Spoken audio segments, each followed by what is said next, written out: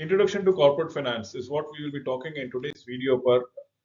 So one of the most important questions that we need to answer regarding corporate finance is what long-term investment should the firm take on? Where will it get the financing part of it? That is most important to repay for the long-term investment that it is going to arrange.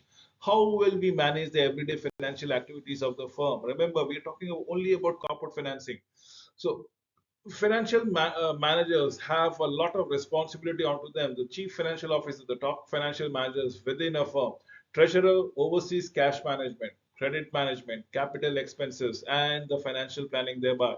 So we are looking forward towards it. Controllers oversees the tax, cost accounting, financial accounting, and data processing. This is the finance manager talking around.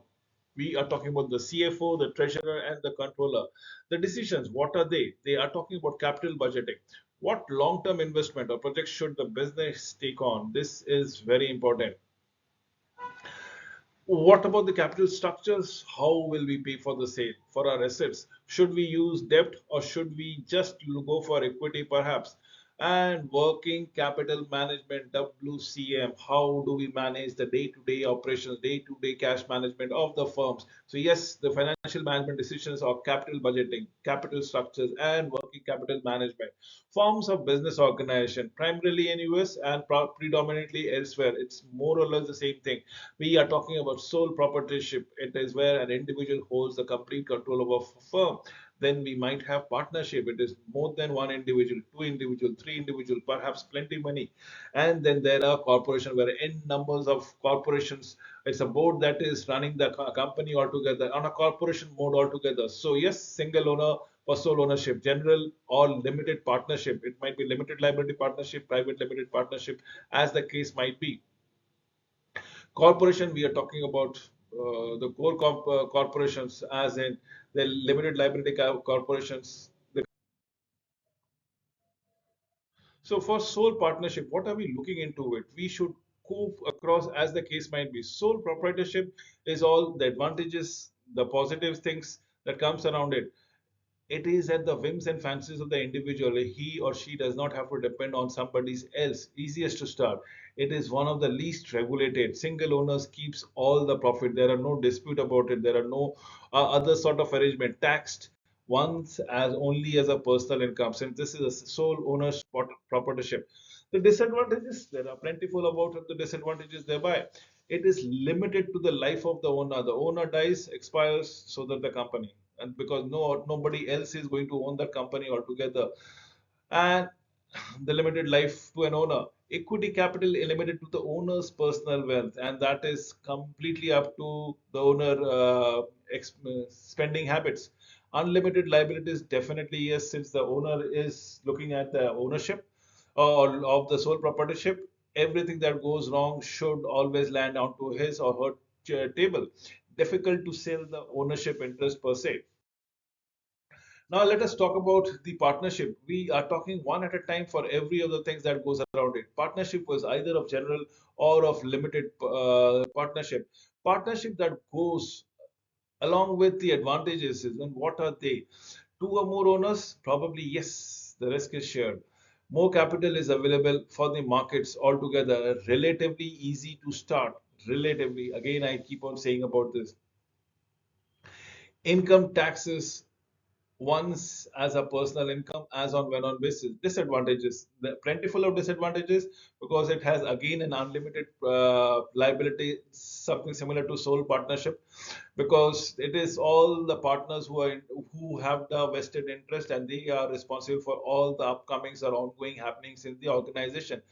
So we can have two kinds of partnership where we can have a general partnership and a limited liability partnership altogether. Partnership dissolves when a one partner dies or probably wishes to sell his or her stake, and definitely it's difficult to transfer the ownership thereby. Let us look at the corporation now. Looking at the corporation, what are the positives, advantages, and the disadvantages thereby?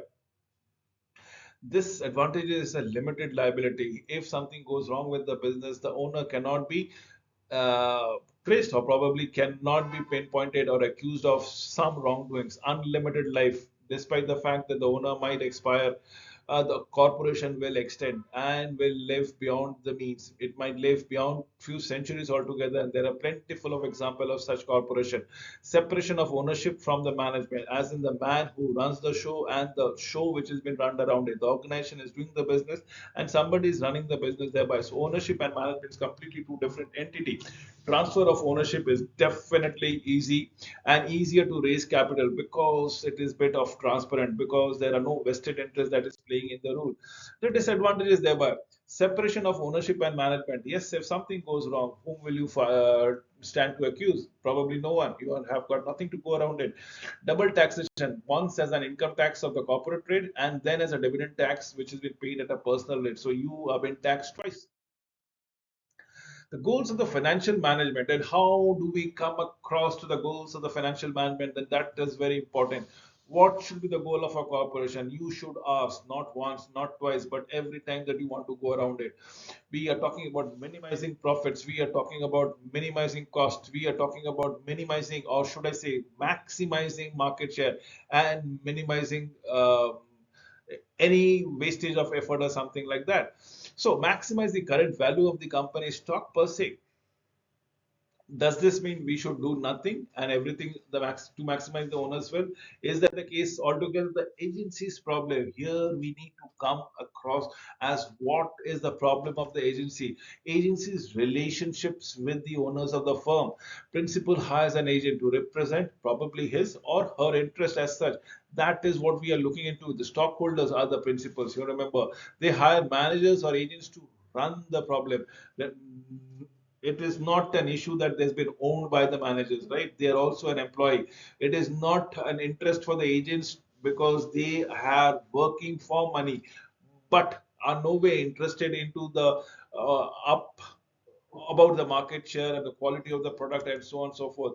The agency problem is conflict of interest between the principal and agent. The principal would love to attain the maximum value of the money invested, whereas the agent would love to see the quality is not been compromised. The agent would love to see that there is a safety issues are not been compromised as far as the employees are concerned. Management goals and agency costs are completely different altogether. So let us managing the managers thereby, and how do we go around it? We talk about compensation. We talk about managerial compensation. Can we incentivize profitability? Incentives can be used to align management and probably stockholders' interest thereby. The incentive needs to be structured carefully to make sure that they achieve their goals absolutely on bang on. Then we have the corporate goals. The threat of a takeover may be maybe by a better management that's always lurking around here. Probably even the agents might find a good, decent, much well-paying jobs in a different environment, a different company, and chooses to switch this off because there are no vested interest that comes around it as an agent, right? So principal has to look into such kind of scenarios, and then there are other stakeholders which we need to keep abreast with. Yes, we are talking about the financial market, and I've shown you a deliberate photographs out here because why the dollar is flowing the direction it is making the most money. So that is what we are looking into. Is the cash flow of the firm needs to be ascertained. Primary versus secondary market, dealers versus auction market, listed versus over the counter security, as in NYSE, New York Stock Exchange, NASDAQ. This is also an index where all the technological shares are actually being traded around here. What are we talking about? The financial markets. Then there is an ethical issue that needs to be addressed around it. Wherever there's money, wherever there's profitability, wherever there's earning, ethics do plays a role. Is it ethical for a tobacco company to sell a product that is known to be addictive and dangerous to the health of the user? Is it relevant that the product is legal? Now you need to occupy this particular stratum, but there are certain things which are detrimental to your health, and the company is maximizing profit upon that company. Definitely, it might give you a short-term kick, but eventually it does not matter. It doesn't help you in the longer version, and that is you need to answer those questions time and again, as on when on basis. So, should board of director considers only the price when faced with the buyout offer? Just the price? The more the money is becoming, should the owners looking into it, or should the owners also look into the welfare of the employees they have been working for? the employees that have been working for their lifetime with the owners altogether. What should be the issue?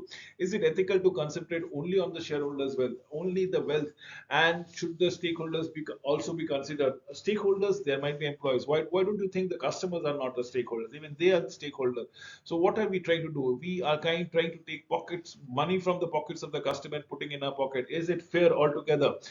And how fair it should be running through? Should the firm be penalized for attempting an improving return by stifling competition, as in monopoly, by striking out competitors by hooks or crooks? Is that the fair thing? With this, I come to an end of this video. Thank you for watching it.